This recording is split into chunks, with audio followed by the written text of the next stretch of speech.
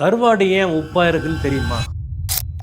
கடலில் வாழ்கிற மீன்களிடத்தில் அநேக விதமான விசேஷங்களை நம்ம கவனிக்க முடியும்.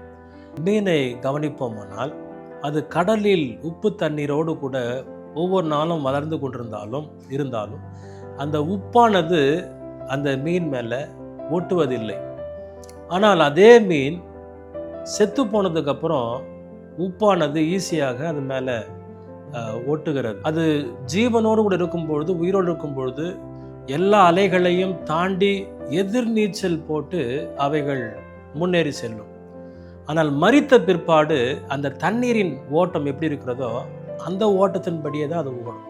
இதில் நம்ம கற்றுக்கொள்ள பார்க்க வேண்டிய காரியம் என்னன்னா, ஜீவன் மிக முக்கியம். ஜீவன் இருக்கும் பொழுது அந்த கடல் என்பது உலகத்தை குறிக்கும். அந்த உப்பு தன்மை என்பது உலகத்தில் இருக்கக்கூடிய தேவையற்ற காரியங்களை குறிக்கும். அப்போ ஜீவன் இருக்கும் பொழுது அவைகள் ஒட்டுவதில்லை. ஜீவன் போனதுக்கு அப்புறம் பார்த்தீங்கன்னா அவைகள் ஒட்டுகிறது. அதுதான் கருவாடாய் மாறுகிறது. அதே நேரத்தில் ஜீவன் இருக்கும்பொழுது எல்லா எதிர் வல்லமைகளை, எதிர் போராட்டங்களை, எதிர் அலைகளை அவைகளை தாண்டி எதிர்நீச்சல் போட்டு அவைகள் போகும். கிறிஸ்து நமக்கு ஜீவனாக இருக்கிறார். விசேஷமாக யோவான் 1ஆம் அதிகாரத்தில் 4ஆம் வசனம் சொல்லுகிறது, அவருக்குள் ஜீவன் இருந்தது, அந்த ஜீவன் மனுஷருக்கு ஒளியாய் வந்தது.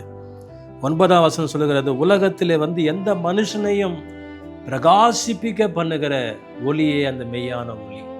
அவருடைய ஜீவன் நமக்குள் இருக்குமானால் அந்த மீனை போலவே, எல்லாவற்றையும் ஜீவன் உள்ள மீனை போலவே நம் உலகத்திற்கு நம்மை பிரித்தெடுத்து நம்ம வாழ்வதற்கு எதுவாக இருக்கும். அதே போல எல்லாவற்றையும் எதிர்கொள்வதற்கு வேண்டிய கிருபை பலன் ஆண்டவர் கொடுப்பார். கிறிஸ்து நமக்கு ஜீவன். இந்த வேத வெளிச்சத்தில் நம்மை ஒப்பு கொடுப்போம். கர்த்தர் நம்மை ஆசீர்வதிப்பார். God bless you.